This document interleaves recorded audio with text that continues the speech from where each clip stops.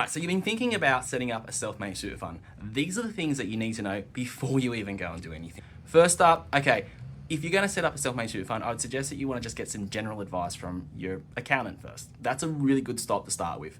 But I would also be looking at what is your member balance. So typically speaking, ASIC, the financial regulator, recommends that you have at least $200,000 in your super fund. I'd recommend a little bit more than that. And the reason they recommend a minimum balance is because there are fixed costs to run it. There is responsibility, there is time and effort. And the reality is that those fixed costs, if say for example you had a super fund balance that only was $25,000 or $50,000, if you look at those costs as a percentage, it's going to be really high compared to maybe $200,000. But in saying that as well, if your member balance is higher, it's going to get like a whole lot less as a percentage. So it's really important to have a look at what that balance is, because there's going to be a lot of effort, and it might be better if you've got maybe a smaller balance that you look at other options that still achieve the same outcome that you want.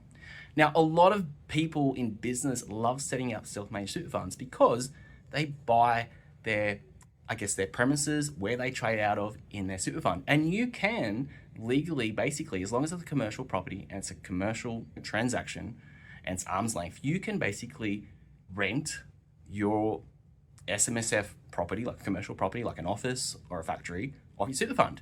And the reason a lot of business clients do that is because it gives them security over being turfed out after the lease is over. So that's another reason why you may want to do it.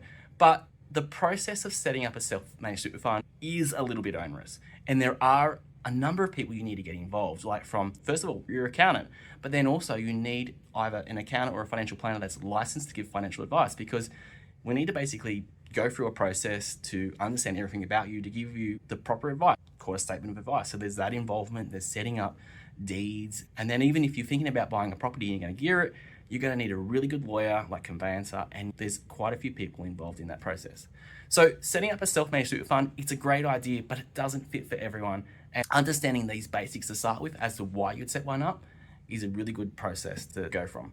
So if you're thinking about setting up a self-managed super fund, what is it you're trying to achieve is what you got to ask yourself, and then speak to your accountant.